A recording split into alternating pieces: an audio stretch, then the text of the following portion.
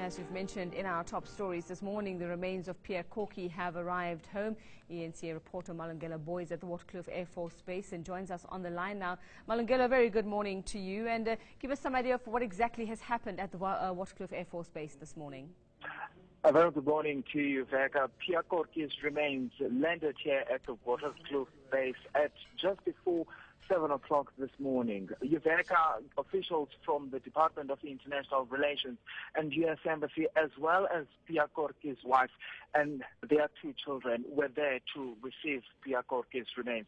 As we speak with you, Uveka, they have left the Waterkloof Base. What we know is that Pierre Korkie's remains will be taken for autopsy. That's when they'll exactly determine what was the cause of death in this whole dilemma. Did we hear from the family at all at the Waterkloof Air Force Base, Malungelo? Not at all, Uveka. We have not heard from the family at the Waterkloof Base. Remember, this is a private affair. We're told as journalists to stay as far away from them. But the family is expected to speak to journalists this mid-morning, to speak publicly to us. And we know that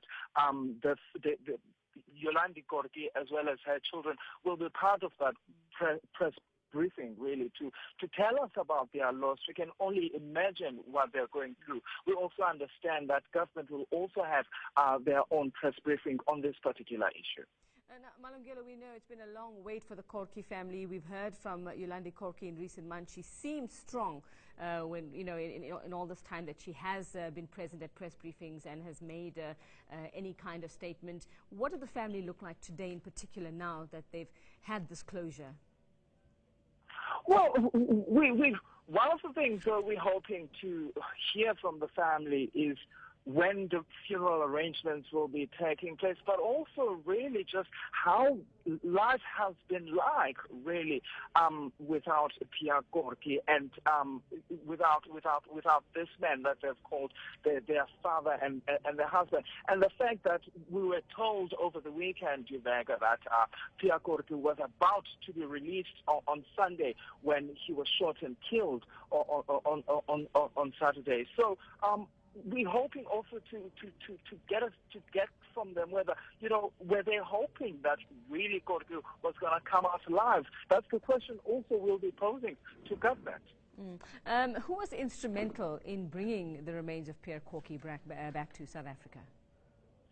Well, if you speak to government, Uveka, government will tell you that we've been talking with Yemeni officials in making sure that we bring Pierre Korkie's remains back home. But at the same time, if you speak to Gift of the Givers, who have actually been key in the release of Yolandi Korkie, they will tell you that they've actually been negotiating with some of the tribe leaders in Yemen, who have been assisting them really to bring in the release of Pierre Korkie. Also, they've assisted them in the release of Yolandi Korkie. Remember, Uveka, one of the things that Gift of the Givers told us on Saturday was that actually there was an agreement between Al Qaeda and the tribal leaders that Korkie was going to be released on Saturday.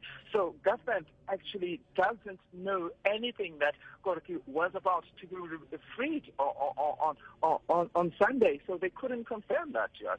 So you sort of like could read between the lines, if I may use that, to kind of like figure out who played the key role in this whole situation. But at the same time, we know no one is prepared to be playing the blame game, if I may say so. Well, I suppose whatever happens, it doesn't bring Pierre Korkie back. Thank you very much, Malungelo Boy at Waterkloof Air Force Base. And like we say, we'll hear more from government, we'll hear more from the Korkie family later on this morning.